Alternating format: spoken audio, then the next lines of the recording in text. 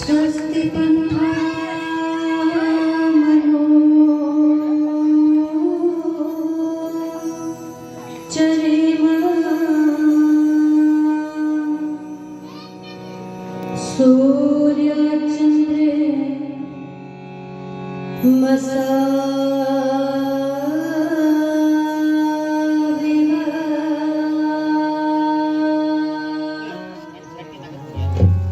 पुनर्दरता घनता जानता संग में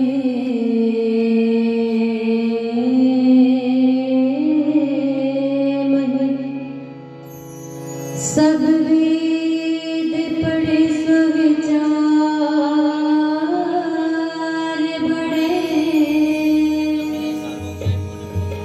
बल पाय चढ़े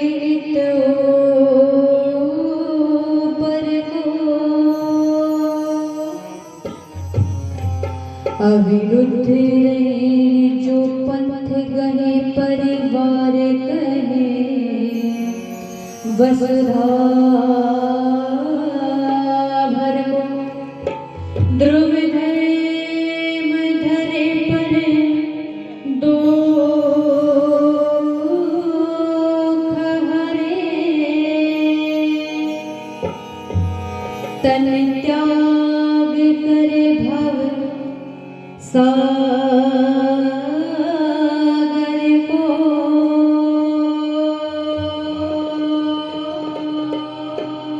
दिन तेरे पितावरे दे संता हम आर्य करे जगती भर को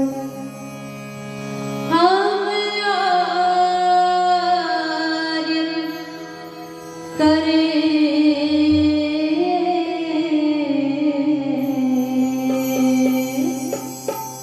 आर्य करे जगती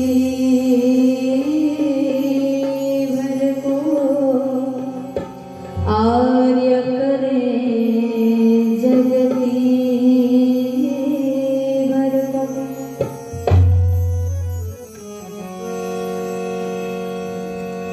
कि कौन सी बात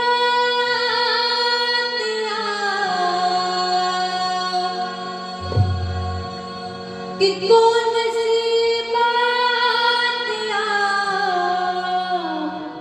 जिसे नहीं जान पाए कि कौन सी बात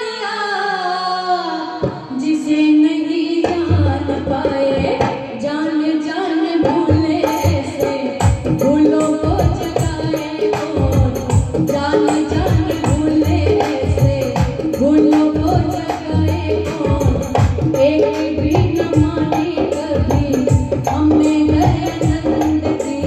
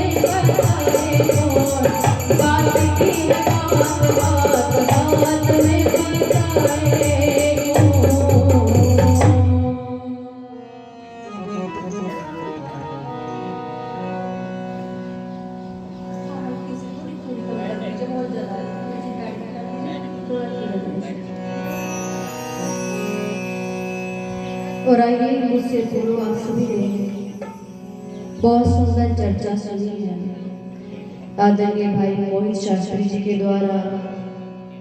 अभी मुझसे पूर्व आदरणीय आचार्य डॉक्टर धीरज जी के द्वारा। और आइए समय के अंतर्गत मैं भी अपने विचारों को आप सभी के मध्य में रखती चलूं। सर्वप्रथम ऋषि की स्तुति में एक भजन आप सभी के मध्य और शेष चर्चा आगे के समय में करूंगी।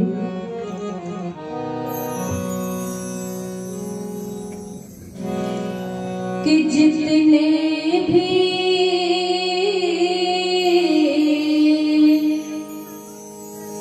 आए यहाँ दोपहर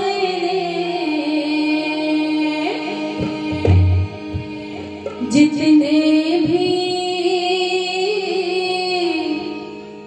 आए यहाँ दोपहर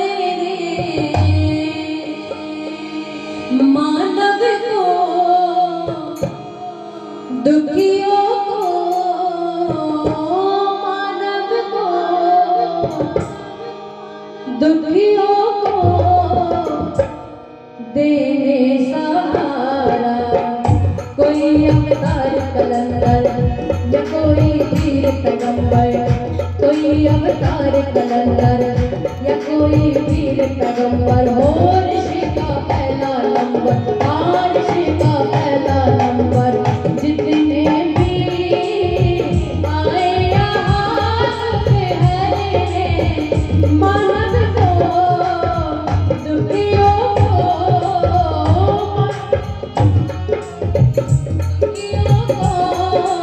देने सहारा कोई अवतार कलंदर या कोई वीर पैगंबर, कोई अवतार कलंदर या कोई वीर पैगंबर हो ऋषि का पहला नंबर, ऋषि का पहला नंबर। जितने भी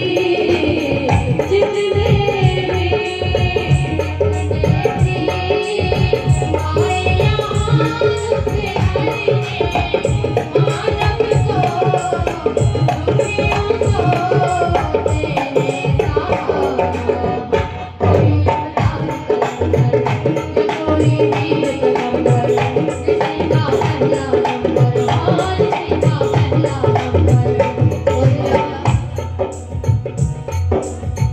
देवों के देव ने हमको निहारा, देवों के देव ने हमको निहारा, देवों के देव ने हमको निहारा, देवों के देव ने हमको निहारा, हमको निहारा, हमको निहारा। देवों के देव ने हमको निहारा, देवों के देव ने हमको निहारा।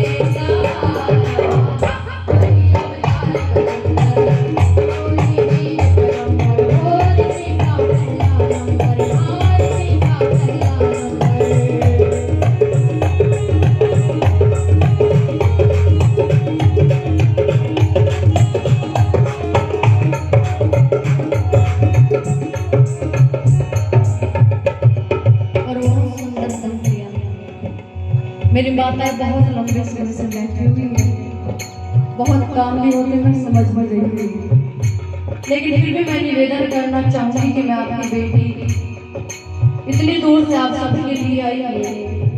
कुछ लोग यहाँ बैठे हैं, कुछ बीच में बैठे, कुछ पीछे बैठे, व्यवस्था गड़बड़ हो रही है। मैं निवेदन करना चाहूंगी कि इस व्यवस्था को बनाने जो बहुत पीछे बाबूजी और बैठे हैं, मैं निवेदन करना चाहूंगी इतनी पीछे आप लोग बैठे हुए, आगे कुर्सियां खाली पड़ी हुई है। निवेदन आप सभी से है कि जो हो सके तो आगे आकर के बैठ जाए और भजन का आनंद लीजिए। क्या कहा बहुत सुंदर, उसने हमको जीना सिखाया, उसने हमको जीना सिखाया, उसने हमको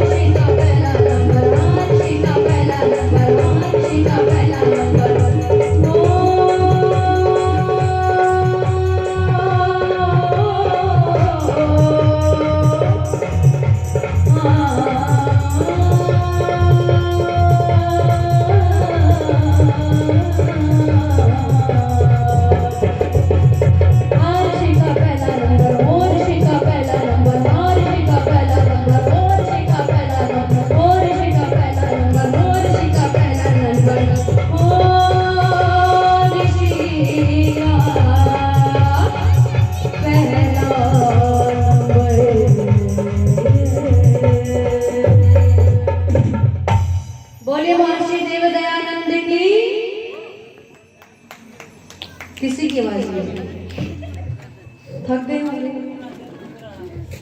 एक बार सभी पीछे कंधों में बैठे हुए सभी जोर से जयकारा लगाएं, बोले महर्षि देव दयानंद की। जितनी आवाज आनी थी फिर भी नहीं आई। अब सोच रहे होंगे ये कैसे आ गया। मैं चाहती हूँ कि मैं ही जागरूक ना रहूं, भले ही आप बीच में आकर के ना बैठे, पीछे ही बैठे भले, पर मैं ये चाहती हूँ कि आप सभी जागरूक रहें। और एक बार फिर से बोलेंगे, बोलिए भारत माता की, महर्षि देव दयानंद की। सभी का बहुत बहुत धन्यवाद। मंचस्थ सभी विद्वज्जन, आदरणीय बाबूजी सूबेदार जी, छोटी बहन मोहिनी जी, ढोलक पर बहुत अच्छे ढंग से मेरे साथ में संगति कर रही हैं आदरणीय सुरेंद्र आर्य जी, और जो संगतकार हैं एक भैया और विक्रम जी, बहुत अच्छा जो हमारे साथ में संगति कर रहे हैं, आपका भी बहुत बहुत धन्यवाद।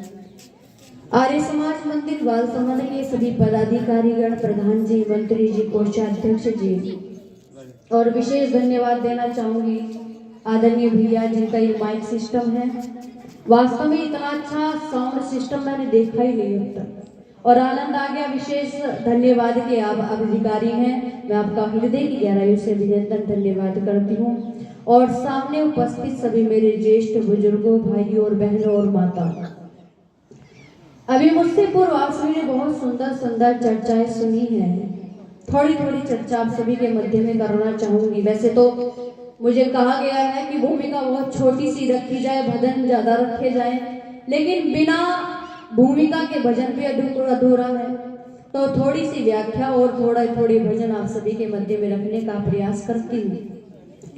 अभी आप सभी ने मुझसे पूर्व बहुत सुंदर विचारों को श्रवण किया, आइए थोड़े से अपने विचारों को रखते हैं।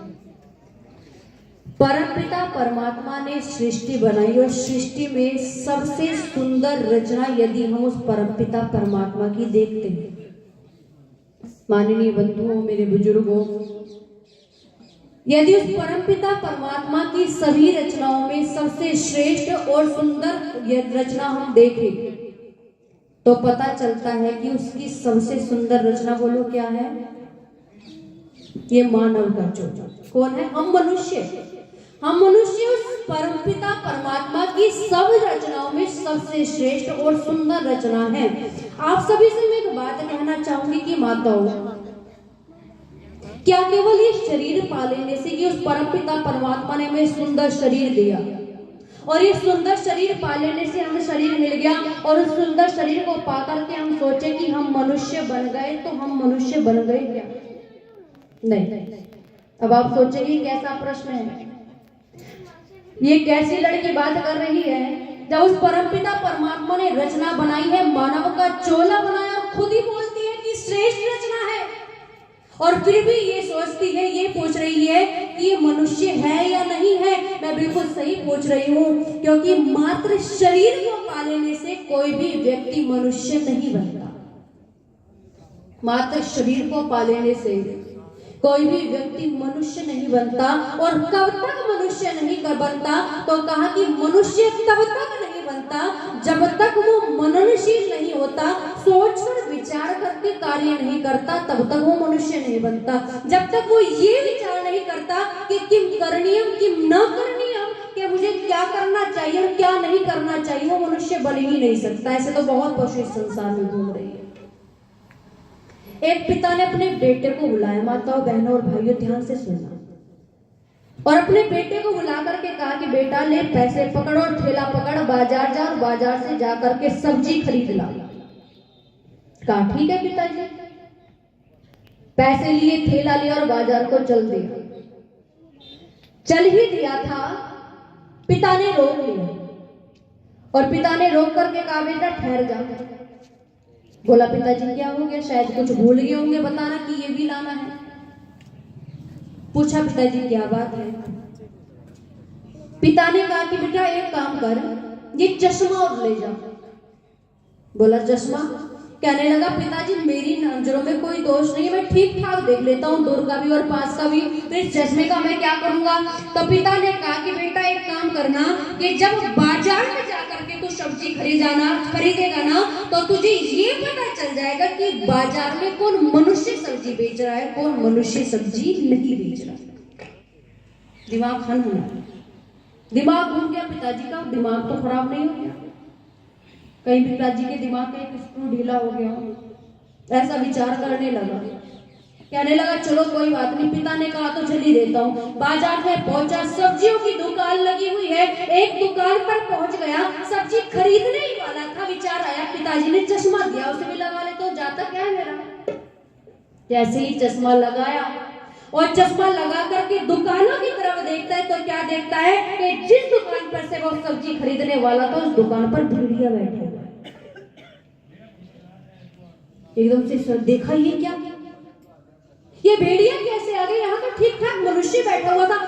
आंखों को मसला, चश्मा हटाया, चश्मा हटा करके देखा तो मनुष्य बैठा हुआ है। दूसरी दुकान की ओर देखा, फिर से चश्मा लगाया तो किसी दुकान पर भेड़िया नजर आता है, किसी दुकान पर गीदड़ नजर आ रहा है, किसी दुकान पर शेर नजर आ रहा है। तो सब हिंसक प्रवृत्ति के प्राणी वहां पर नजर आ रहे हैं। जल्दी से सब्जी खरीदी और खरीद करके घर आ गया। पिता ने देखा बेटा आ गया और बेटे को देख करके कहता है, बेटा खरीद लाया सब्जी? बेटे ने कहा, पिताजी सब्जी तो लेना बाद में, पहले ये बताओ कि चश्मा कैसा है। सब्जी तो यही रहेगी, कोई दिक्कत नहीं आएगी, लेकिन आप ये बताओ कि चश्मा कैसा है। बोला क्या हुआ? कहने लगा कि जब मैंने चश्मा लगाया तो कोई मुझे भेड़िया नजर आता है, कोई गीदड़ नजर आता है, कोई सांप नजर आता है, सब हिंसक प्रवृत्ति के प्राणी मुझे वहां पर नजर आने लगते हैं। तो पिता ने कहा कि बेटा ज्यादा खुश मत हो। क्या कहा? कि बेटा ज्यादा खुश मत हो। बोला क्यों? कहने लगे कि ना तो आज तक ऐसा कोई चश्मा बना है और ना ही आने वाले समय में कभी बनेगा। क्यों? क्योंकि जो हमें ये दिखा दे कि ये मनुष्य है या कोई हिंसक प्रवृत्ति का प्राणी है। कहने लगा बेटे ये चश्मा और कोई चश्मा नहीं, ये चश्मा है मेरे अनुभव का चश्मा।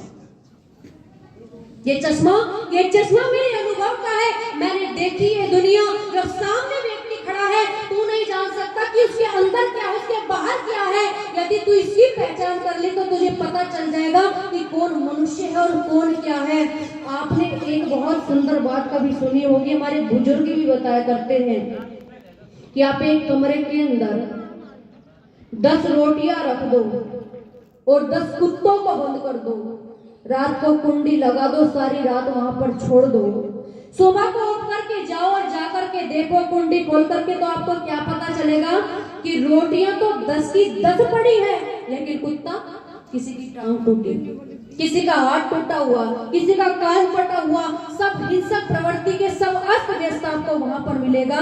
लेकिन उसी कमरे में आप 10 रोटियां रख दो और 10 ही भेड़ों को बंद कर दो, रोटियां भी सुबह को आपको समाप्त मिलेंगी और भेड़े भी एक दूसरे के ऊपर सर रख करके बोलो सोती हुई मिलेगी कि नहीं मिलेगी। पंडित कविवर शोभाराम प्रेमी जी ने बहुत समय पहले एक बात कही थी। क्या कहा था कि आज हम अपने बच्चों को बड़े से बड़े कॉन्वेंट स्कूल में पढ़ाते हैं, लाखों लाखों रुपए की उनकी फीस लेते हैं। एक पिता ने बड़े अरमानों से अपने बेटे को पढ़ाया। पिता था तो किसान, इतना अच्छी जमीन भी नहीं थी, लेकिन पिता ने मजदूरी कर करके, खेतों में काम कर करके अपने बेटे को एक बड़ा व्यक्ति बनाया, उसको डॉक्टर बना दिया और डॉक्टर बन करके उसको पैसों की भूख इतनी बढ़ गई कि वो ठीक ठाक लोगों की किडनियां निकाल करके बेचने लगा। एक व्यक्ति को इंजीनियर बन करके पैसों की भूख इतनी बढ़ गई कि वो व्यक्ति बड़ी बड़ी बिल्डिंगों के निर्माण करने लगा, खराब मटेरियल लगा दिया, पुल गिर गया, लोग मर गए। तो इन सारी चीजों को देख करके माता जान के क्या पता चलता है। आप सोच रहे होंगे मैं ये बात क्यों बता रही हूँ कि मात्र शरीर को पा लेने से कोई भी व्यक्ति मनुष्य नहीं बनता। कब तक नहीं बनता? कि जब तक वो मननशील ना हो जाए कि क्या करना चाहिए क्या नहीं करना चाहिए, जो इन सब बातों को लेकर के ना चले वो मनुष्य नहीं होता। और आइए, पंडित कविवर शोभाराम प्रेमी जी ने बहुत समय पहले गीत की पंक्तियां लिखी थी और कुछ टच इसका हरियाणवी का है, कर्ज भी हरियाणवी है। आप सभी के मध्य में रखने का प्रयास करूंगी, क्योंकि जैसा देश वैसा भेष होना भी यही चाहिए। आप लोगों के मध्य में मैं हरिद्वार से चल कर के आई तो थोड़ा तो आप सभी का संगति करनी बनती है। और बहुत सुंदर शब्द की पंक्तियों पर ध्यान दीजिएगा। क्या